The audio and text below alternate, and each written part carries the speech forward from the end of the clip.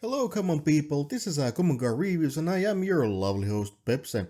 As you see right here, I have now an avatar of some sort. I am a really bad artist, so I had to draw it from the model. So there is really not any originality in it. I mean how original a penguin can be, but I like my new hat. So strap on as we dive into the sea of 8 legit horrors.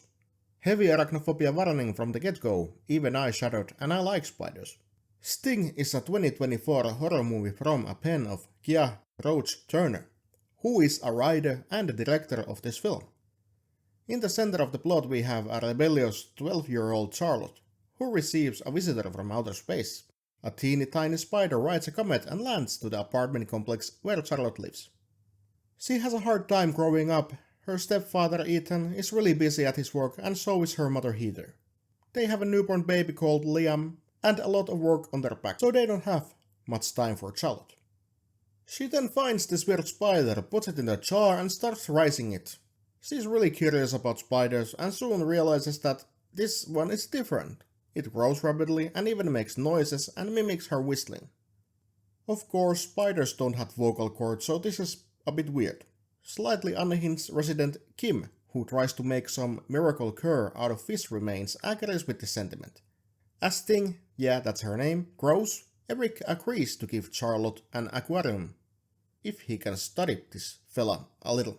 Before we go to the nasty stuff, this movie was pretty great monster movie. It didn't introduce anything new, but it stayed pretty true to the principles of a monster movie and thus was like a nostalgic blast from the past.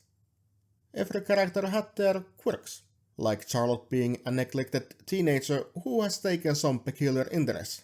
But her words are in vain, as the adults don't have time to listen.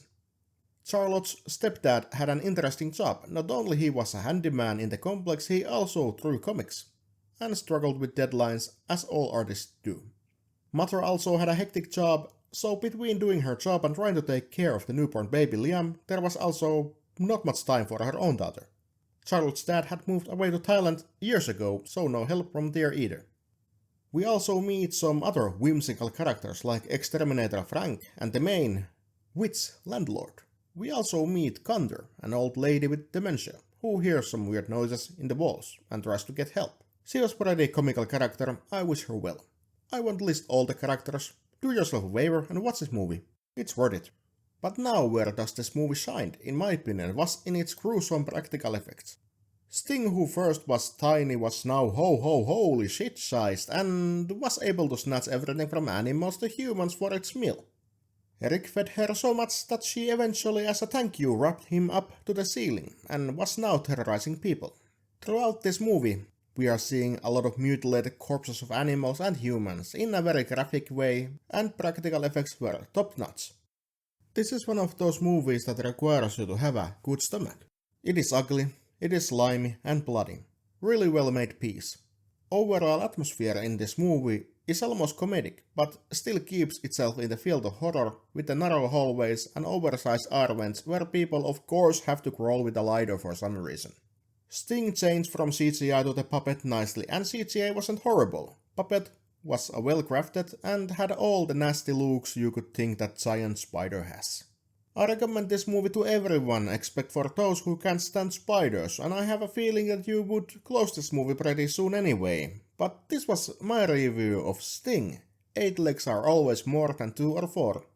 This review was brought to you by Common Guy Reviews, and speaking to you, your lovely host Pepsi, and I'll see you in the next review.